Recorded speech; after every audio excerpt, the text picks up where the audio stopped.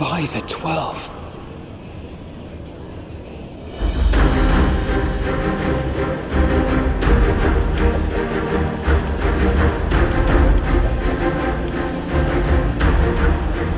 Glad you could join us. I hope you don't mind, but we went ahead and started without you. As you can imagine, our traveling companions were eager to become acquainted. 'Tis a rare thing indeed to see such a diverse and talented group of individuals assembled for a single purpose. We fight not only for the sake of Eorzea, but for the entire world, including the people of Garlemald. Much rides on the efforts of the Ilsabard contingent.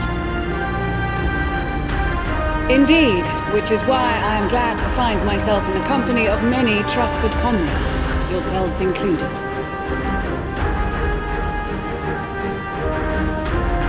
Lucia. I have come at the behest of Lord Emmerich, who has honored me with the role of Ishgard's representative.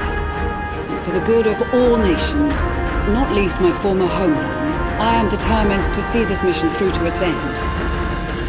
We have a hard road ahead of us, but walk it we shall, together.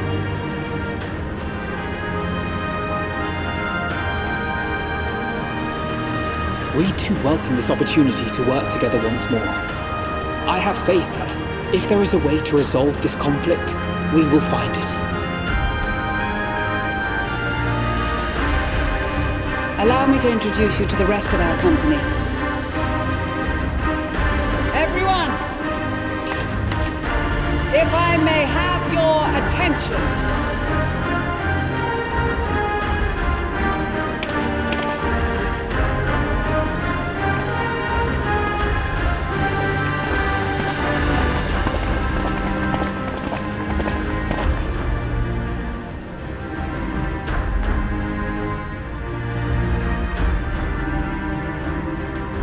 Might I ask you to speak first?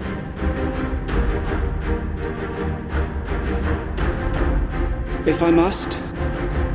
I am Arun Senna, spokesman for the Gridanian delegation, here on behalf of my esteemed sister, the Elder Seedseer. We shall provide support and protection to those in need during our time in Garlemald.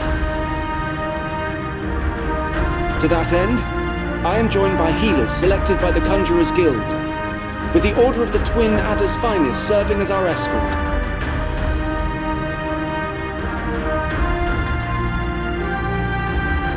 Of course, with an experienced white mage such as yourself accompanying us as well, those requiring more involved treatment will be in safe hands. Raya O sends her regards, by the way.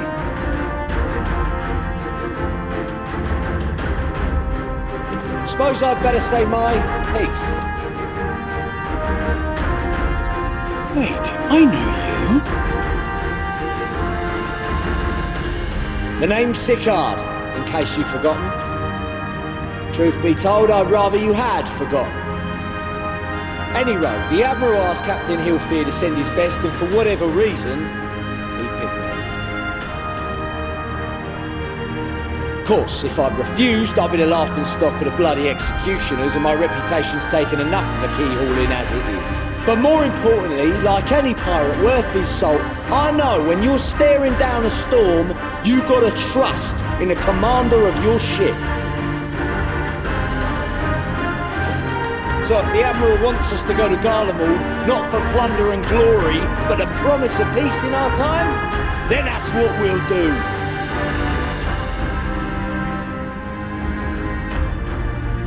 Since we all know how much the Empire loves its steel, we thought we'd bring along a few smiths to make the most of it. Give them a pile of scrap and they'll cobble together anything you fancy. Of course, just like the Gridanians, we got fighters of our own. We might have come with a more constructive purpose in mind, but we're more than capable of cracking skulls, believe you me. Well, you're certainly raring to go. And again, so are we. The most dependable warriors of Uldar and Alamigo have assembled at the Sultana and General Aldin's behest.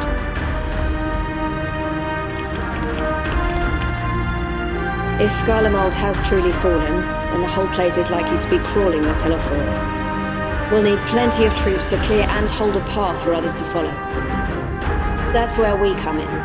Naturally, Marshal Terrapin and I will be leading from the front.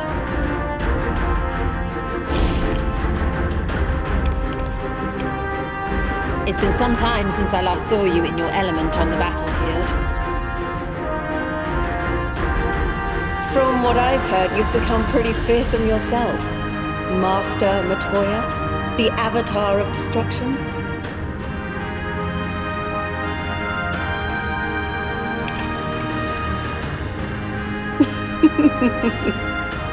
With comrades like these, I know we'll succeed, no matter what awaits us. And then we might finally get a chance to enjoy a good long rest. But until then, let's give it our all.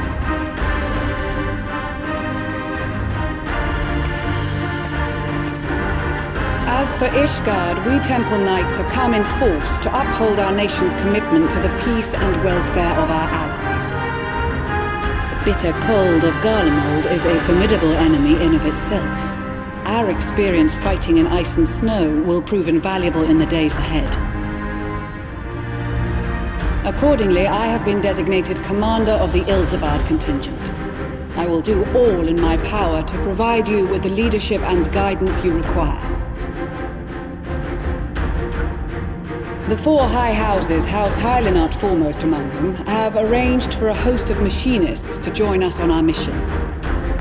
Their knowledge of Imperial Magitech is sure to be a great boon. They will address any problems of a technical nature, together with the smiths of Limpsa Lomitsa. There is another awaiting introduction. Lord Emonolaine! Ah, yes. Emonolaine de Forton, at your service. Though, lest there be any misunderstanding, I should stress that I've not become a fearsome warrior while you were away. Rather, far from it, actually. My brother, in his infinite wisdom, decided this would be an excellent chance to make something of myself. Oh, and fight for world peace and all that. But, should the opportunity arise for a spot of ballroom dancing, I will be your twinkle-toed gentleman of light.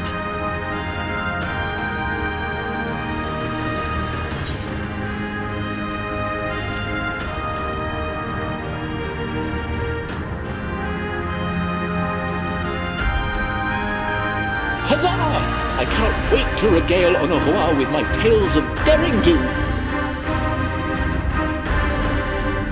I believe that concludes introductions for the Grand Company of Eorzea. Our allies from the Eastern Alliance were due to arrive some time ago, but it would appear they have been delayed. Would that be the Shinobi of Doma? Actually, they've been tasked with relaying messages back and forth between the various Eastern nations. According to Lord Hien, however, an equally capable company of warriors has been sent in their stead. Out of my way, you preening fool!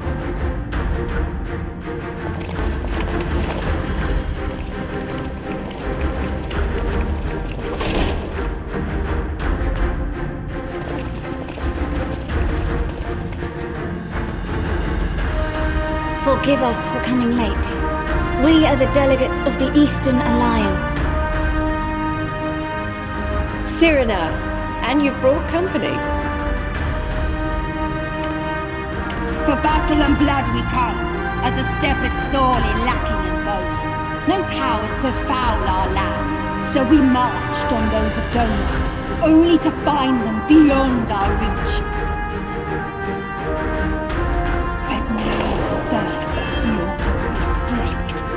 No quarter to the enemy! Sadu Hatun, no. We go to make peace with the Iron Men, not war. Warriors of the Steppe, we've heard many tales of your bravery. We welcome you as allies. And these other ones you have brought are... Members of the Dalmascan resistance group, Lente's Tears. And the Bosnian resistance. Between them, they have a wealth of experience in espionage, and are particularly adept at infiltrating Imperial facilities, which is fortuitous, since Garlemald's domain is so vast that I could never hope to handle reconnaissance duties all by myself. Dalmasca, Bosnia, Alamiga. All lands which have suffered the tyranny of the Empire. I would never presume to question your motives. Nevertheless, I must reiterate that our goal is to aid the victims of the Telophoroi, the common folk of Garlemald. And they are victims, make no mistake, though I understand that many may struggle to see them as such. You're more right than you know. For every one of us that answered the call, there were a dozen that refused. Not only in Alamigo, but everywhere we went. And who could blame them? The Empire's always been the enemy. But after seeing what we've seen, fighting and working against and with Garleans, there's no denying the simple truth. They're just people, no different from you or I. They've got their share of liars and murderers, but so do we. So do we all. Fordola, who once swore herself to Garlemald, has proven herself a trusted ally time and time again. Every Eorzean here knows Cid Garland, the Imperial defector who shared with us countless technological wonders. Maxima, who stands with us today, tried to reform Garlemald from within and make peace with Joma. So you can believe me when I say that every fighter here understands and accepts that the Imperials are not monsters and are deserving of help. Or at least that they were able to put aside their feelings for the greater good. It won't be easy, but we're all determined to make this world a better place.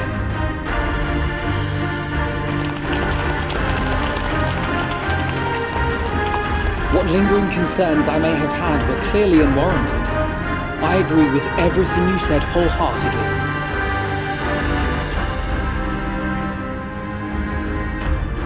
Then we are in accord. Now, let us review our strategy. To reach the Garlean capital in northern Ilsabard, we must cross the central mountain range. Fortunately, Garland Ironworks can provide aerial transport, sparing us this most treacherous part of our journey. However, attempting to fly any closer to Garlemald would attract the attention of the Telophoroi. As they appear to have seized control of the majority of the Imperial military, we must assume that includes its fleet. In addition, Garlemald possesses devices that can interfere with airship navigational systems, further discouraging an airborne approach. Given the circumstances, the closest we dare deploy our contingent is an area between the range and the capital, the Magna Glaciers. From there, we must travel the rest of the way on foot. We will also need to bring the airships with us to ensure we can withdraw with haste. Although much of the terrain will be blanketed in snow, we should be able to make use of local roads and shipping facilities. The vast ice field will afford us an unobstructed view of the surrounding area. On the other hand, it will also allow others to easily spot us, so it is imperative that we only make camp in positions where we can easily defend ourselves. And the airships, which must be kept safe at all costs. We cannot account for every possibility, so we must be prepared to think on our feet. We will be tested. Sorely tested, I expect. But for our homes and for our people, and a people not our own but in need, we will succeed. Spare no effort in your preparations. Once we depart, there is no turning back.